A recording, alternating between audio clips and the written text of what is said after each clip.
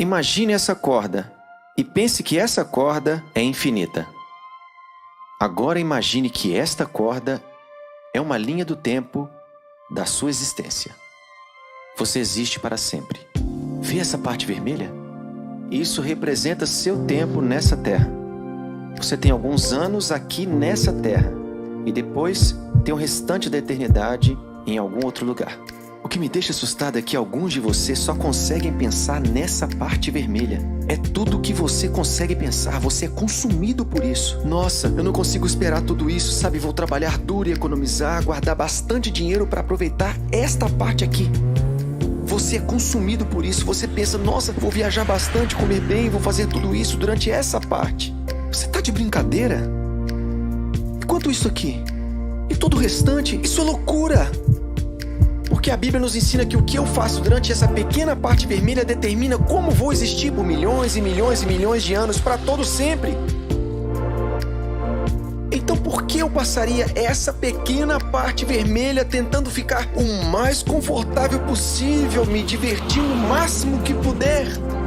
Paulo diz, olha, eu vou viver a minha vida para esta missão. Vou passar a minha vida, investir a minha vida para este momento, quando eu cruzar a linha de chegada.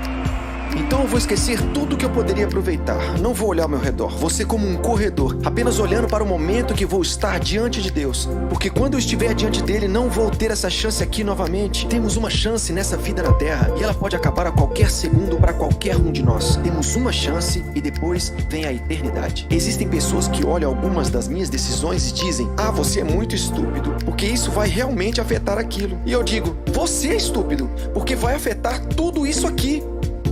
Cara, eu falo sério, eu olho o jeito que as pessoas vivem e digo, nossa, isso é loucura, você é tão louco. Você vai fazer isso agora e aproveitar o agora sem saber se você tem um amanhã? Você pensa que isso é inteligente e que eu sou burro?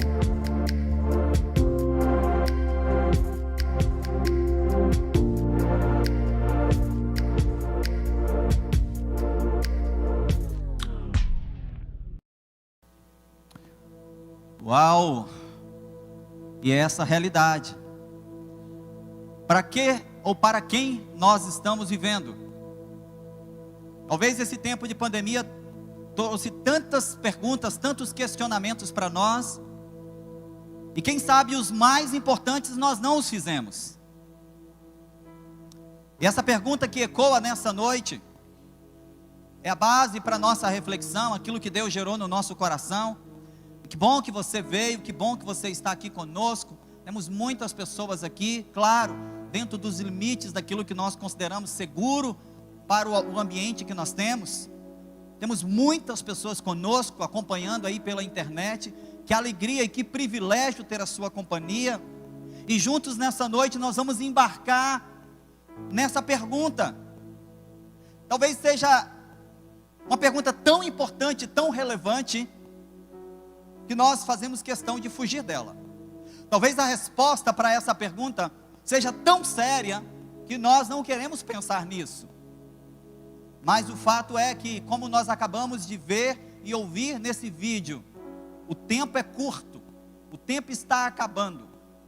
Como o Francis Chan usou a metáfora da corda, é como se a corda estivesse terminando.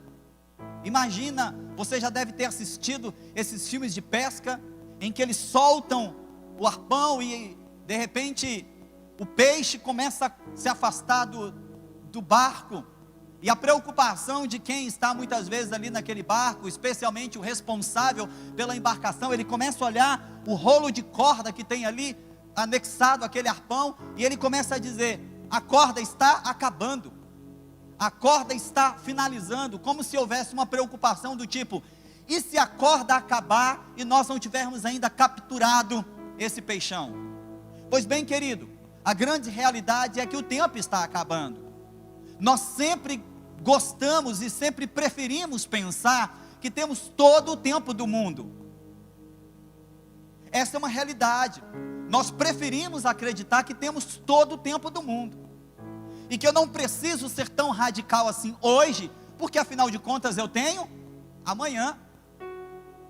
Nós gostamos de acreditar, nós gostamos de pensar que eu não preciso ser tão rápido com as minhas decisões, porque semana que vem eu penso nisso. Nós gostamos de acreditar que eu não preciso ser tão veloz nas escolhas, e eu não preciso ser tão ágil nas minhas atitudes, porque afinal de contas, depois eu penso nisso, depois nós conversamos sobre isso. É o que tantas vezes nós ouvimos quando nos deparamos com os desafios e com as situações que nos afligem. Mas a grande realidade, queridos, é que o tempo é curto. E embora nós gostemos de pensar que o tempo é longo, não, o tempo é curto. Pelo menos o tempo que nos é proposto viver nessa terra, ele é um tempo curto demais para você desperdiçá-lo. Além do tempo que nós temos à nossa disposição ser curto demais, o tempo é precioso demais. Talvez eu nunca tive uma percepção tão grande de como o tempo é precioso, quanto nesse tempo que nós estamos vivendo, em que nós transmitimos os nossos cultos online. Eu não sei se a turma que está aqui participando, a turma do louvor, não sei se o pessoal que participa da organização desse culto, faz a experiência de chegar em casa e assistir todo o culto. Ô gente, eu fico pensando, gente, eu falei demais. Para que isso tudo? 45 minutos, eu já estou entediado aqui só de ver eu falando. Às vezes a pessoa que está aqui no louvor, a pessoa que está na oração, quando ela está ali na ativa, ela não tem noção. Mas depois, quando eu chego em casa, eu penso assim: onde esse irmão arrumou tanta coisa para orar? Que oração foi essa? E o tempo passa, e o tempo passa, e os minutos correm, e ele está lá orando. Aqui parece que foi veloz, né? Aqui parece que foi rapidinho. Por que a gente não se importa com essas coisas? Por que a gente não se preocupa? Porque a gente está vivendo o agora, sem se preocupar com o depois. A gente está vivendo na lógica do, deixa isso aqui. A gente estava ali, né, acompanhando o irmão André fazer a oração, fazer a nossa apresentação dos dízimos e ofertas, e o celular anunciou para nós assim, bateria fraca. Aí a gente estava ali, a turma da comunicação falando assim: ai meu Deus, vai logo André, vai logo André. De repente para ele que estava orando ali, normal, porque quem está no embate, quem está na vivência, quem está na realidade, e não tem muito essa percepção e preocupação com relação ao depois, a gente vai falando, e a gente vai fazendo, e a gente vai comprando, e a gente vai vendendo, e a gente vai fazendo alianças e desfazendo alianças, sem nos percebermos que o tempo está correndo. O tempo está correndo, irmão. Enquanto nós estamos aqui agora, você sabia que milhões de pessoas no mundo inteiro estão se preparando, ou não, mas vão partir para a eternidade muito em breve? Milhares desses milhões estão morrendo agora enquanto nós estamos falando aqui. Outros milhares desses milhões, médicos estão tentando ressuscitá-los a todo custo numa sala de UTI. Outros milhares desses milhões passaram mal em casa, estão aguardando o socorro da ambulância chegar. Outros milhares desses milhões passaram mal em algum lugar, não conseguiram falar com ninguém, estão agonizando, esperando a morte chegar.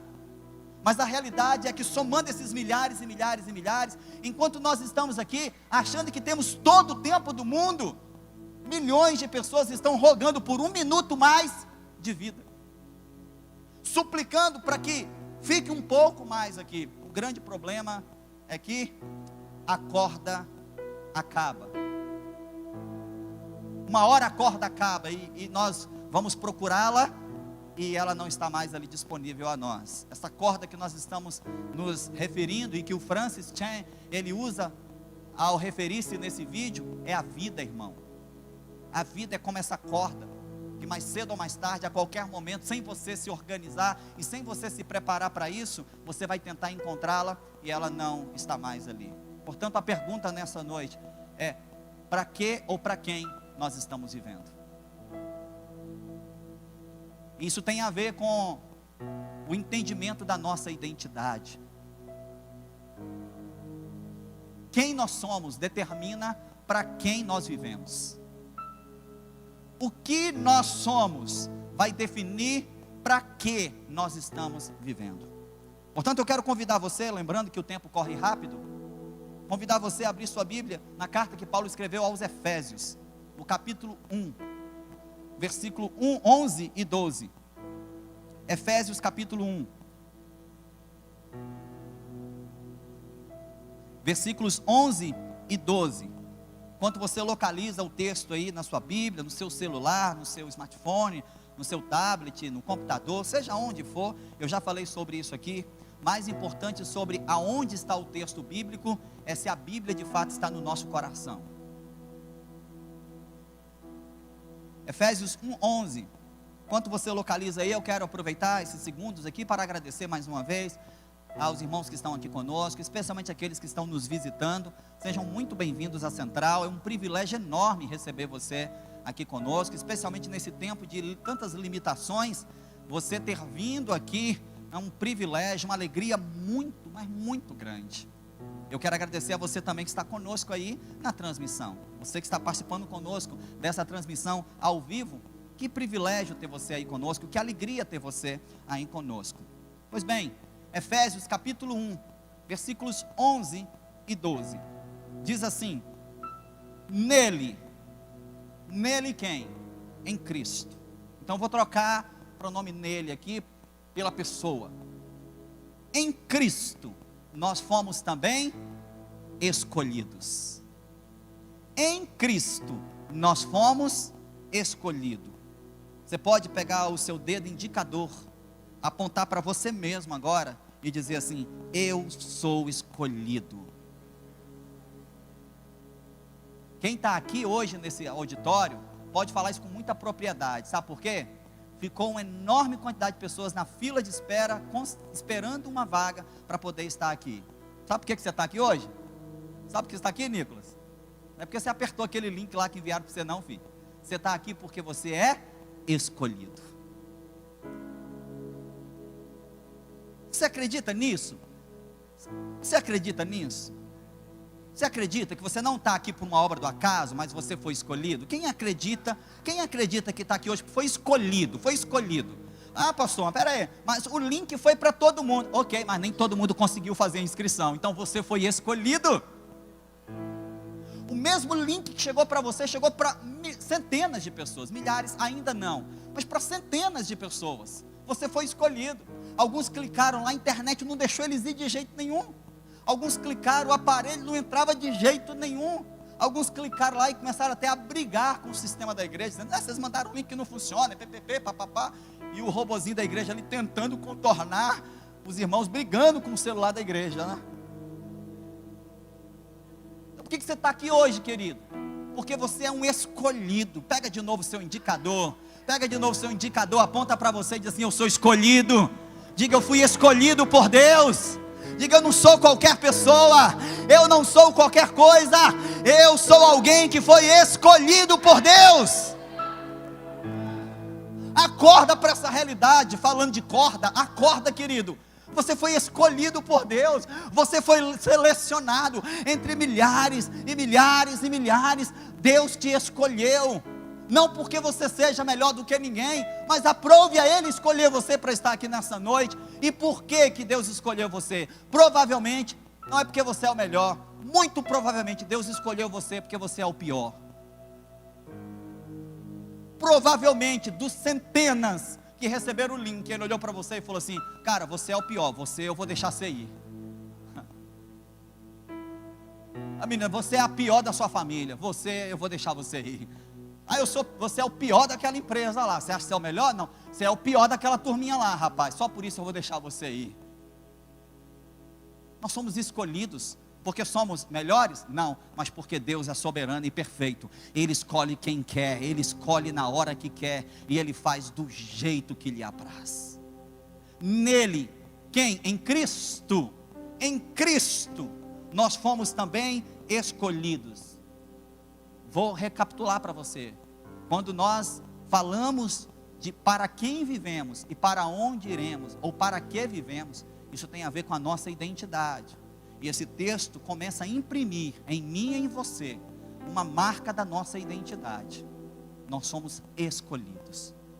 A questão, deixa sua Bíblia aberta, é que nós vivemos como se fôssemos apenas parte dos 7,5 bilhões de pessoas.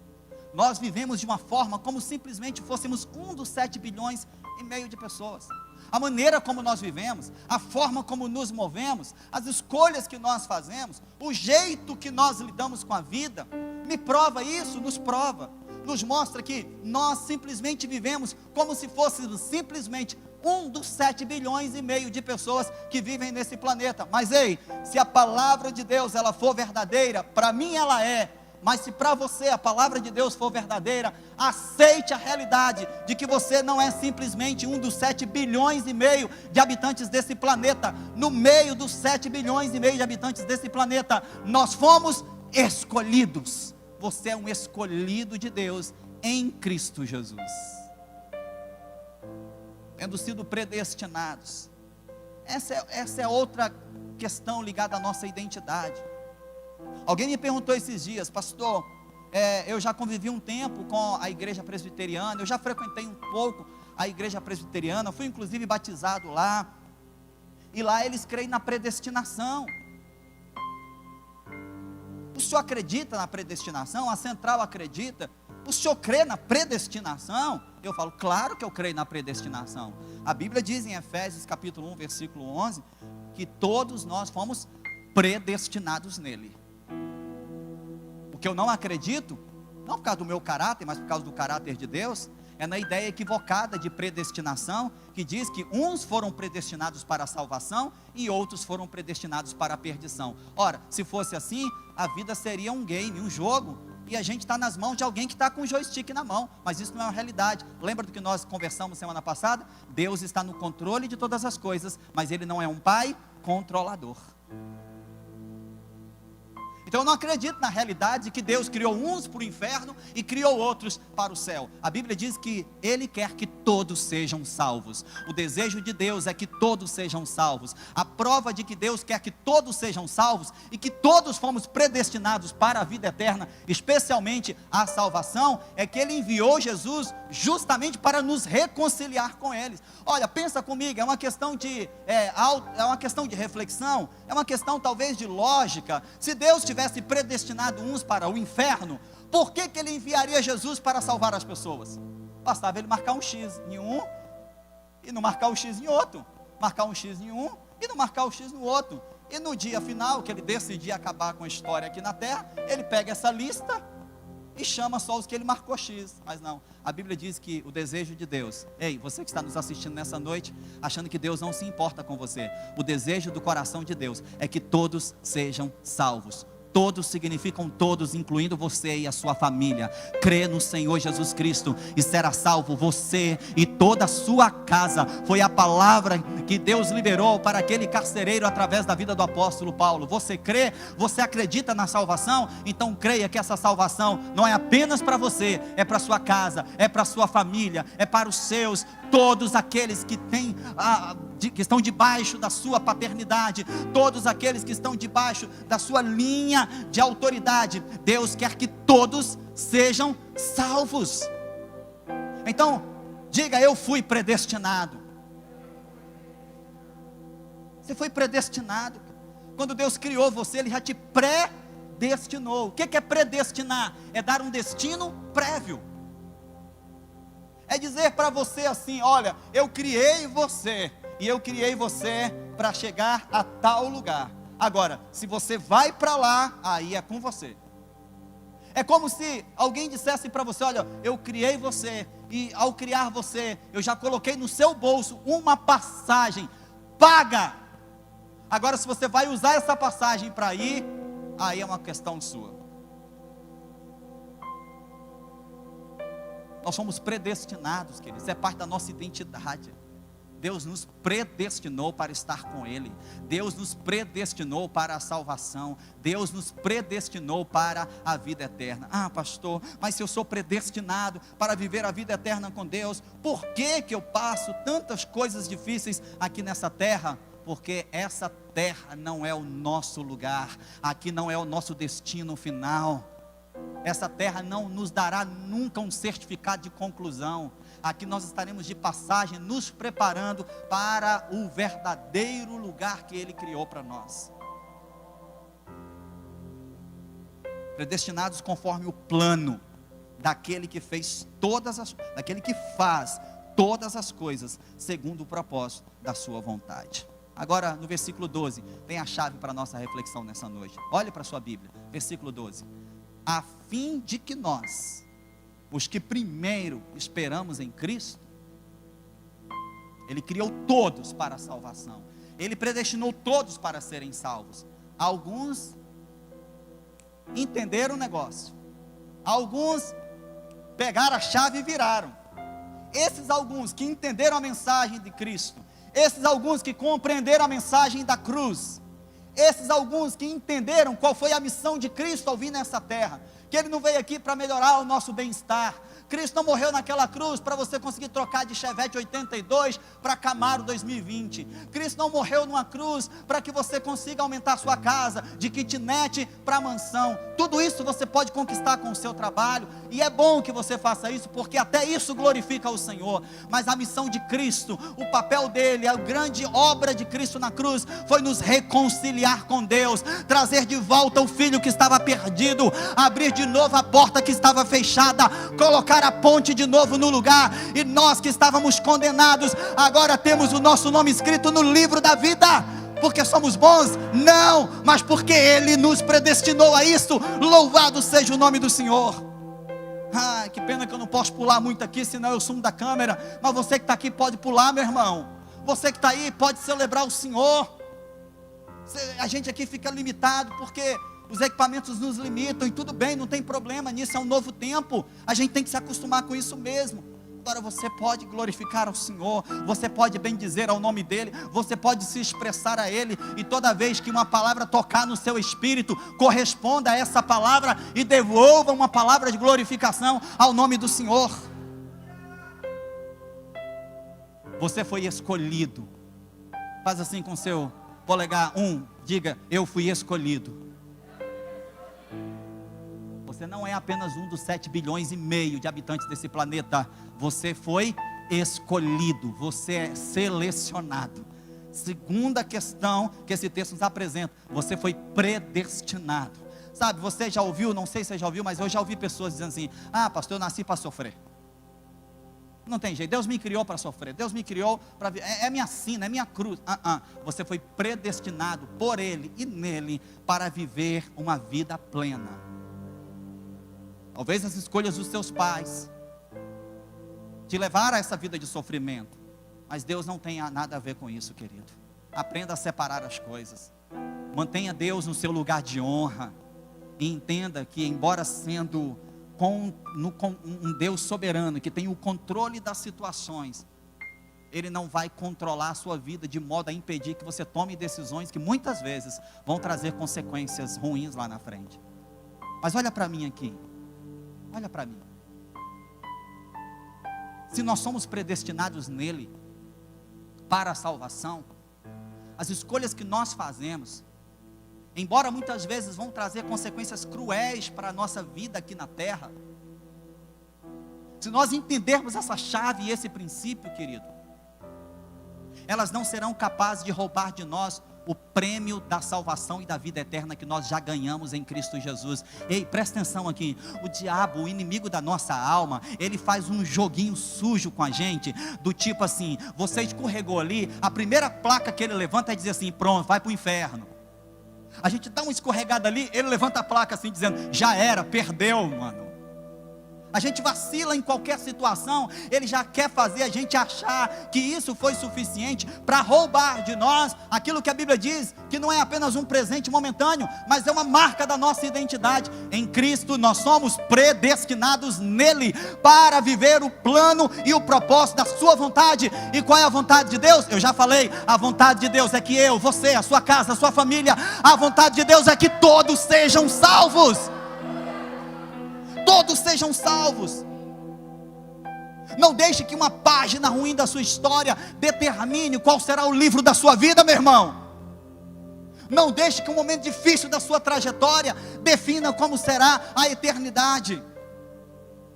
A grande questão e o grande problema é que a nossa identidade não está firmada. E aí sabe qual é o problema disso? Domingo a gente está salvo, segunda a gente está no sal, terceira a gente é salvo de novo, na quarta a gente faltou o culto. Ih, caramba, faltei o culto. Se Jesus voltar hoje, para onde eu vou? Claro que eu vou para o céu, meu irmão. Claro que eu vou para o céu. Mas para alguns, faltou o culto. Meu Deus, Jesus não pode voltar hoje não. Aguenta aí, Jesus, até domingo pelo menos. Domingo eu vou lá e pago a minha dívida de hoje. Olha para mim, por favor. Deixa eu falar olhando bem nos seus olhos. Não há nada que eu ou você possamos fazer para pagar a dívida. Sabe por quê? Toda a dívida foi paga na cruz do Calvário. O apóstolo Paulo nos diz em Filipenses que ele rasgou o escrito de dívida que havia contra nós. O diabo tinha uma nota promissória em nosso nome e ele ficava balançando assim na nossa cara todas as vezes que ele queria nos acusar. Jesus vem na cruz do Calvário e com o seu sangue ele nos redime, ele nos compra com o seu sangue, ele nos compra. E a Bíblia diz que ele não apenas nos compra, mas a Bíblia diz que aquele que subiu foi o mesmo que desceu às profundezas. Ele arrancou das mãos do diabo a chave da morte e a chave do inferno. O diabo não tem a chave nem da casa dele, querido. Ele vai ter a chave da sua vida. Conserta isso em nome de Jesus. Você foi escolhido, você foi predestinado, e você é parte de um plano. Você é parte de um plano. O plano e a vontade de Deus é que nós, os que primeiro esperamos em Cristo, ou seja, nós que entendemos o recado, entendemos a mensagem da cruz, entendemos o propósito de Jesus, que nós vivamos para o louvor da sua glória. Para que nós vivemos? O apóstolo Paulo diz que nós devemos viver para o louvor da sua glória. Vivamos para o louvor da sua glória. Sejamos alguém que vai glorificar ao Senhor com aquilo que faz. Quando nós compreendemos que a vida ela é curta, que o tempo é pouco, e que nós vivemos para a glória de Deus, então nós compreendemos que no tempo que nós temos, tudo que fizermos precisa convergir para esse propósito, o propósito de glorificar a Deus. A pergunta para mim e para você, nessa noite, e para os próximos dias da nossa vida, a pergunta é: você está vivendo para a glória de Deus? A Bíblia nos conta a história de um homem que, ao perceber que poderia enriquecer com plantação de trigo, ele semeia trigo em toda a sua propriedade rural, e quando chega a época da colheita, o trigo deu mais do que ele imaginava. Ele foi muito cuidadoso, ele foi muito dedicado, e deu mais trigo do que ele imaginava. Então ele começou a colher aquele trigo, e ele então enche o celeiro que ele havia construído, e ele percebe que tem mais trigo e não tem celeiro. E alguém pergunta para ele: e agora, o que você fará? E ele diz: eu construirei mais e mais celeiros, eu construirei mais e mais galpões. E automaticamente, ao construir mais e mais celeiros, mais e mais galpões, sabe o que vai acontecer com esse agricultor no ano que vem? Ao ver que deu certo, a Bíblia conta que ele, no ano que vem, vai dobrar a sua semeadura, ele vai plantar ainda mais. E ao plantar ainda mais, alguém perguntou para ele: e agora que você plantou mais e colheu mais, o que você vai fazer agora? E ele, muito empolgado, ele diz assim: eu vou construir mais celeiros. A resposta que Jesus dá ao homem dessa história é assim: louco, esta noite pedirão a tua alma, para onde você irá e para quem tu serás.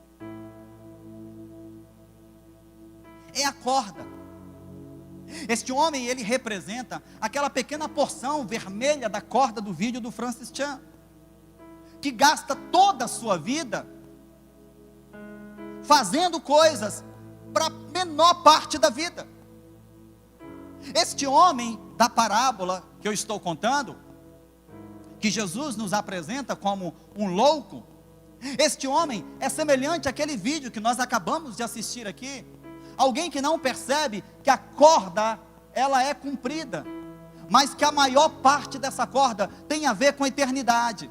Não tem a ver com aqui e não tem a ver com agora. O problema é que nós, independente da cultura, independente se é do Ocidente ou do Oriente, independente da língua que falamos, independente da cultura ou do nível social que nós vivemos, todos nós fomos treinados para construir, conquistar e viver apenas a pequena porção da corda maior.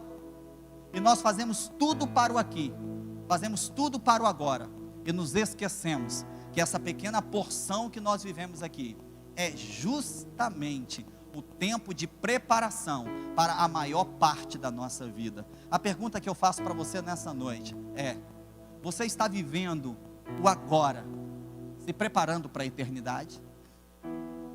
Você está usando a menor porção da sua vida para se organizar e se preparar para a maior porção dela, que a Bíblia chama de vida eterna? O que você tem feito com a sua vida? Produz frutos para a eternidade? Ou o que você tem feito da sua vida produz frutos apenas para o aqui e para o agora?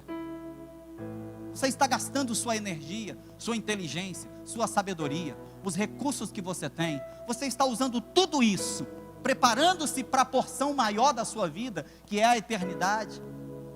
Ou você está usando todos os recursos que você tem para viver bem aqui, não importa o amanhã? Esse é o grande perigo que nós vivemos numa sociedade capitalista, uma sociedade humanista, uma sociedade hedonista. Capitalista, porque se fundamenta nos recursos que conquista. Humanista, porque coloca o homem em primeiro plano e Deus fica como secundário. E hedonista, porque o prazer está acima de qualquer coisa. E é muito comum nós ouvirmos uma frase que hoje na internet está muito presente: o importante é ser feliz. Não importa o que você vai fazer, o importante é ser feliz. Não importa a decisão que você vai tomar, não importa quantas pessoas você vai machucar, não importa quantos vão se ferir, não importa quantas pessoas vão se sentir desamparadas, o importante é que você, sociedade humanista, você seja feliz. Você sabe, eu, pela misericórdia de Deus, tenho tentado ajudar uma pessoa, líder de uma grande organização religiosa, quase já milhares de pessoas debaixo da responsabilidade, da autoridade espiritual desta pessoa. Mas ele acabou se encantando com alguém, normal, a alma humana com suas carências, deficiências e fragilidades. Qualquer um de nós está sujeito a se encantar. Nós nos encantamos com a beleza do outro, normal. Cristo fez as pessoas belas e a gente se encanta muitas vezes com isso. Nos encantamos muitas vezes com a educação das pessoas, né?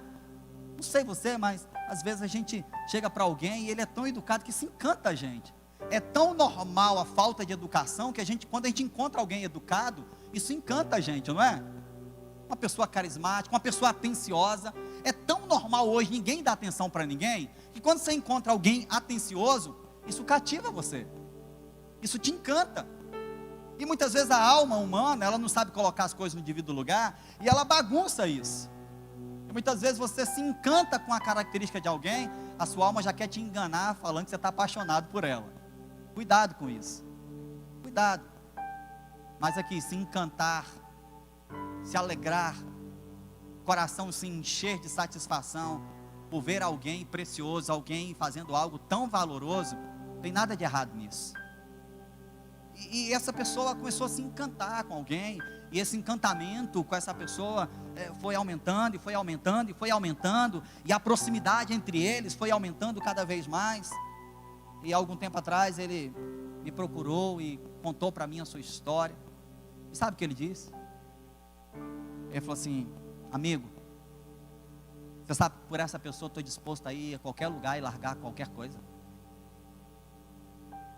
Você sabe que eu sou tão feliz, eu fico tão bem quando eu estou com ela, que eu seria capaz de largar até a igreja se isso fosse necessário. E ali começamos a discorrer em cima de temas que é verdade. A igreja não está preparada para esse tipo de situação, para o seu líder se encantar por alguém que não deveria se encantar. Ele disse: eu sei que a igreja nunca vai aceitar isso, mas sabe, se ela topar essa aventura, eu abro mão de tudo. Eu o entendo perfeitamente. Você sabe que eu o entendo, mas eu não posso concordar com ele de forma nenhuma. É jogar muita coisa fora por muito pouco agora. Se é que você me entende. Por quê? Porque para a tristeza de quem se encanta, o encantamento acaba. Todo encantamento acaba, e os casados aqui sabem muito bem, né? Aqueles que casaram por encantamento estão entendendo a minha linguagem, né? O encantamento acaba. Chega uma hora que a ficha cai. Vida real agora substitui a novela. Porque na fase do encantamento a gente vive a novela.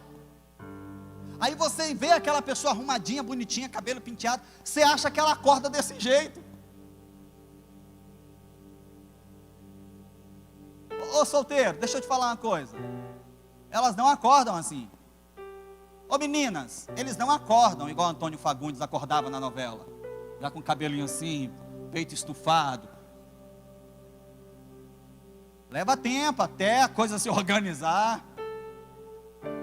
Você vai ter que viver boa parte da manhã ali, com o samba canção, a camisa de propaganda, o cabelão jogado pro lado, a boca fedendo. É, filho. Aí você pensa assim: meu Deus, cadê aquele homem que eu me encantei? Não, você se encantou pela parte que mais respondia à sua carência. Alguém já se encontrou nisso, né? Alguém já se achou, é isso aí. O bom é isso. Na internet ali já está cheio assim de fala Deus, fala Jeová, essa foi para mim. Alguém aqui do auditório já se encontrou. Opa, me acharam. Me acharam. Mas é isso, querido. Olha aqui, nos encantamos por aquilo que temos falta. Porque deixa eu te falar, quando não há encantamento, quando o amor é real, você não procura as qualidades, você procura quem ele é, e não as qualidades que ele tem. As qualidades nos fazem encantar. E aí tem uma turma que é muito boa nisso. Tem uma turma aí que é muito boa no pré-venda, mas o pós-venda é horrível. Tem uma turma aí que parece que fez curso de marketing, porque consegue te colocar dentro da loja, você consegue comprar o que você não precisava, você leva para casa, e depois quando você precisa ligar para ele te atender depois, ele diz: ó filho, já te vendi, você já colocou dinheiro na minha conta, agora já era. E nos relacionamentos é assim também. Tem gente que nos relacionamentos tem todo um jogo de marketing para encantar, e depois que conquista, acabou. Normal. Essa é a vida, ao vivo e a cores. Eu estou apresentando para você aquilo que talvez você vive fazendo questão de fugir, porque você não gosta da realidade. Mas essa é a realidade. E nós passamos então a viver em função da satisfação momentânea. Como esse amigo que me disse que estava disposto a jogar tudo para o alto, a largar tudo para lá. E eu comecei a, assim, claro que foi inspirado por Deus, claro que só o Espírito Santo podia tirar um troço desse da cabeça desse homem, claro que só o Espírito Santo podia tirar uma loucura dessa do coração desse amigo, claro, eu não poderia. E ali, de repente, o Espírito Santo começou a me ajudar. Porque enquanto ele falava, eu só ficava assim: Espírito Santo, me ajuda aqui, porque eu não sei nem o que falar para esse cara. Olha a loucura que ele está dizendo. Olha a loucura que ele está falando que vai fazer. Eu não sei o que dizer para ele. Porque na cabeça dele, ele estava convencido da ideia de que o importante é ser feliz. E ele dizia assim com muita propriedade, ele dizia assim com muita convicção, ele dizia assim: ah, pastor, tem um monte por aí, a igreja consegue outro. E quase que eu dizia para ele assim: então, filho, sirigaita também tem um monte por aí.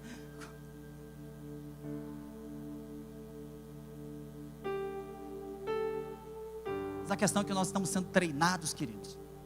Estamos sendo treinados para viver numa realidade capitalista, onde a conquista vale mais do que o caráter. Nós estamos sendo treinados para viver uma sociedade humanista, onde o homem é o centro e Deus é um acessório. E nós estamos sendo treinados para vivermos de uma forma hedonista, onde o prazer, a satisfação e a alegria pessoal supera qualquer coisa. Então o importante é ser feliz. O importante não é ser feliz. Sabe o que é importante? Ter o seu nome escrito no livro da vida. Aliás, me perdoe o erro. Talvez eu cometi um dos maiores erros teológicos da história. Me perdoe o erro. Me perdoe, Calvino. Me perdoe, apóstolo Paulo. E me perdoa, Senhor. Talvez eu tenha cometido agora com essa frase um dos erros teológicos mais sérios de toda a minha vida. Eu disse que o importante é ter o nome escrito no livro da vida. O mais importante de tudo é ter o nome escrito no livro da vida. O fundamental é ter o nome escrito no livro da vida. Tudo pode ser importante, mas o fundamental é não perder a sua identidade em Cristo Jesus. Tudo pode ser importante. Tudo pode ser importante, porque é mesmo.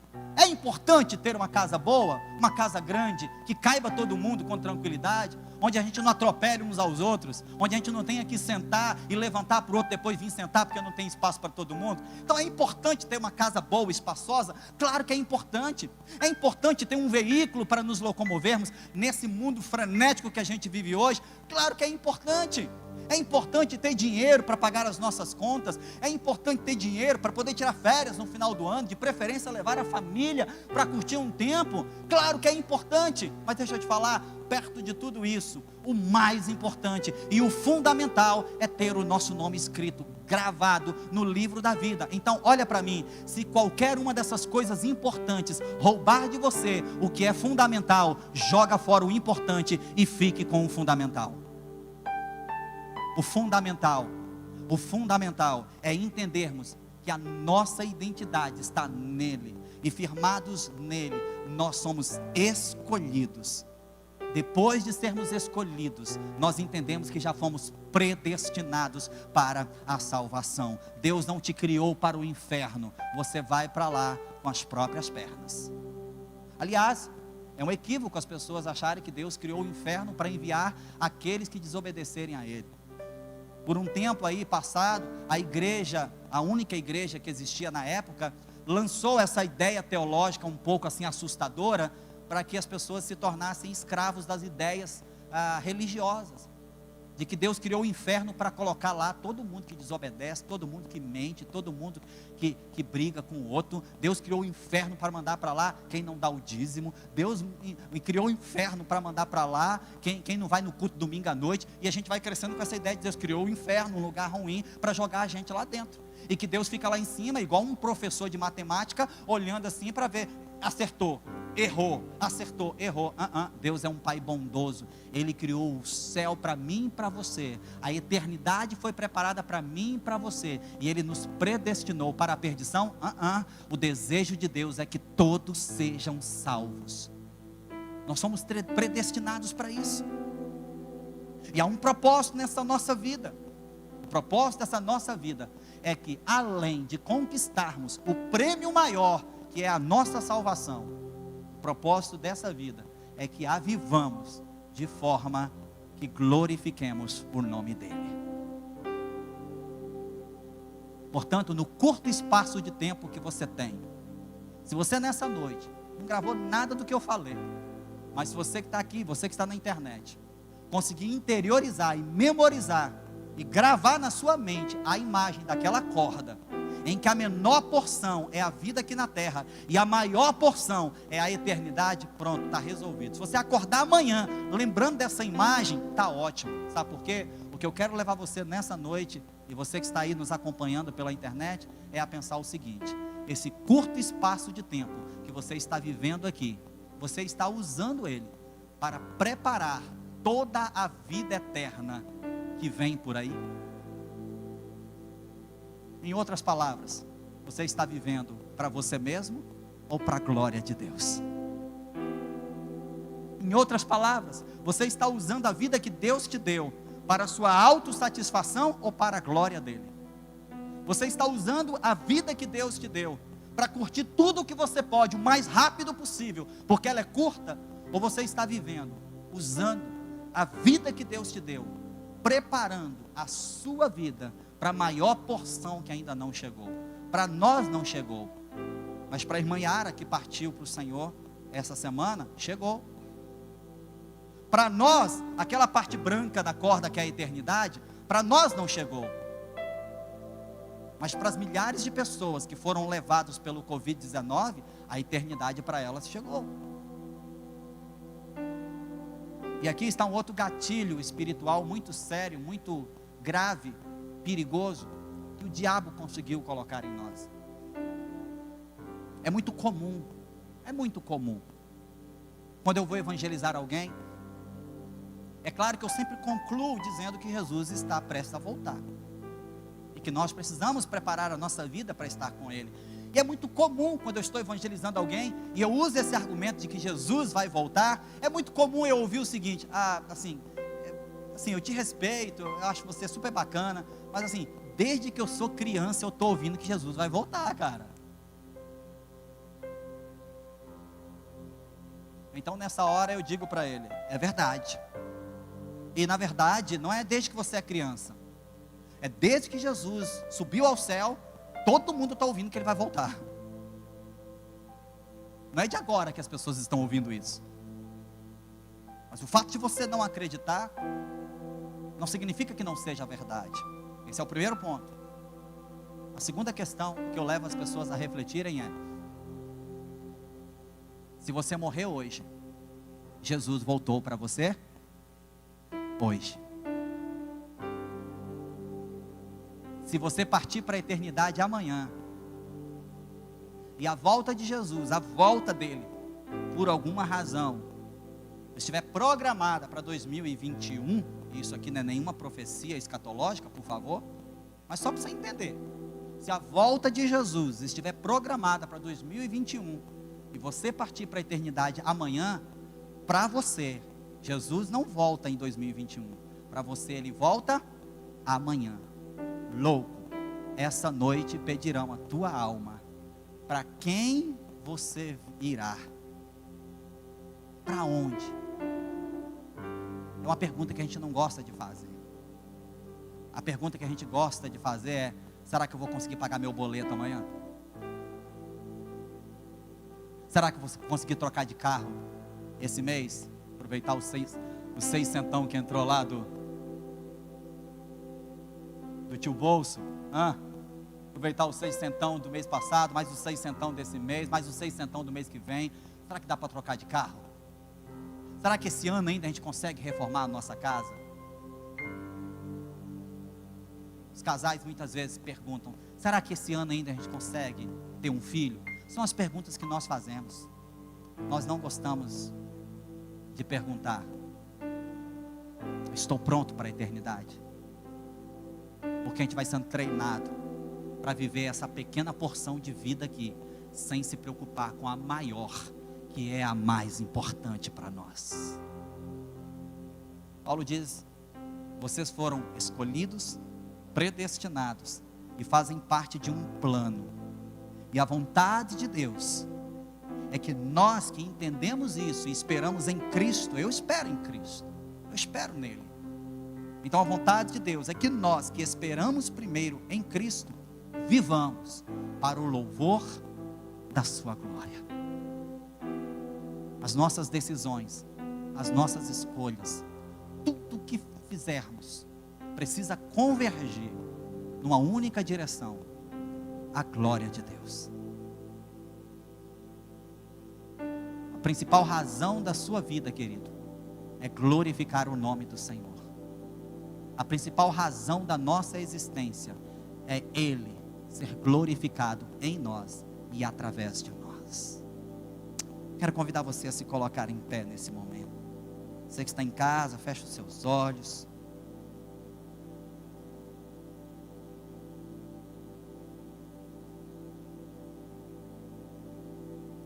Ele nos escolheu, Ele nos predestinou, Ele escreveu um plano. Deus não joga dados, queridos.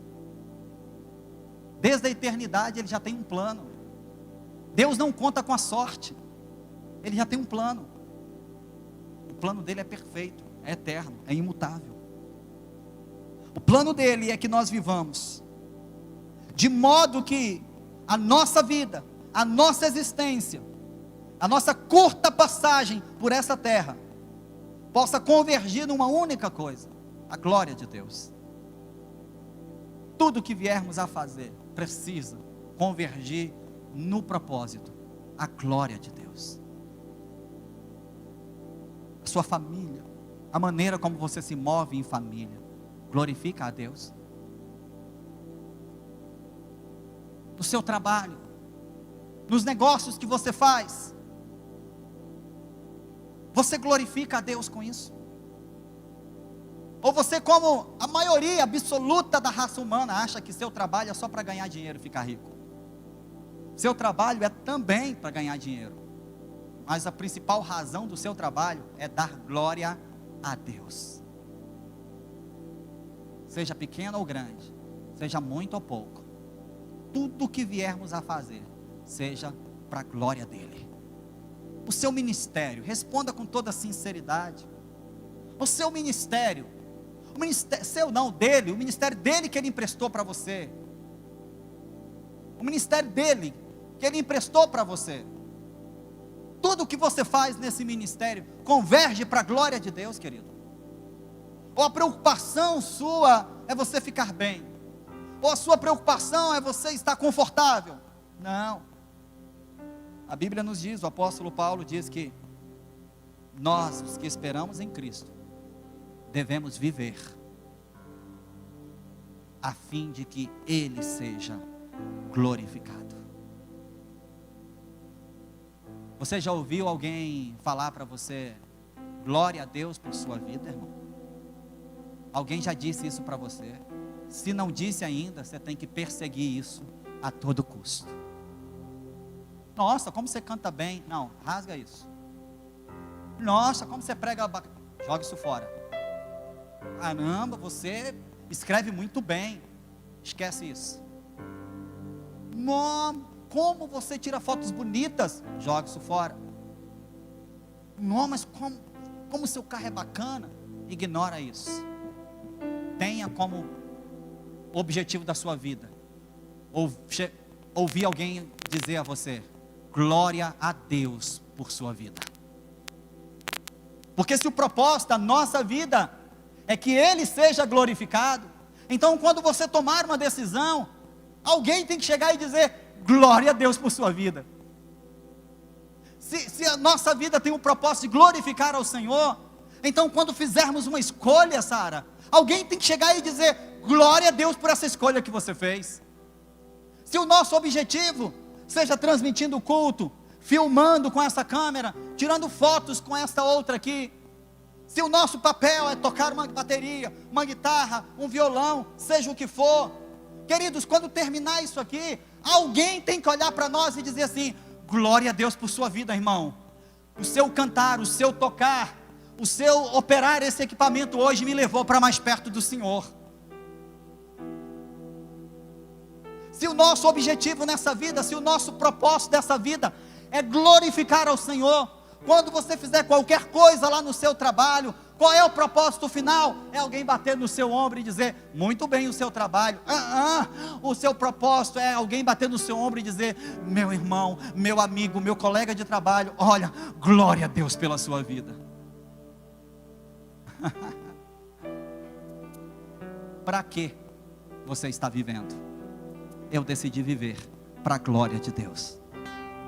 O meu deitar, o meu levantar, o meu entrar e o meu sair. A gente gosta desse versículo, né? Senhor, tu sondas, tu conheces, tu me guardas, tu me proteges. Mas eu quero levar você a subir um nível mais alto nessa noite. Eu quero levar você nessa noite a declarar: o meu deitar e o meu levantar, o meu entrar e o meu sair, em tudo o que eu fizer e onde eu estiver, que o nome do Senhor seja glorificado, que Deus seja louvado pela minha vida, que Deus seja exaltado através da minha existência, que o curto espaço que eu vou passar por essa terra sirva para que Deus seja conhecido, sirva para que Deus seja conhecido, e mais que conhecido, que o curto espaço de vida que eu vou viver nessa terra sirva para que Deus seja glorificado. Levanta suas mãos nessa noite, querido, e começa a pedir isso: Senhor, me ensina a viver para a tua glória, me ensina a viver para a tua glória.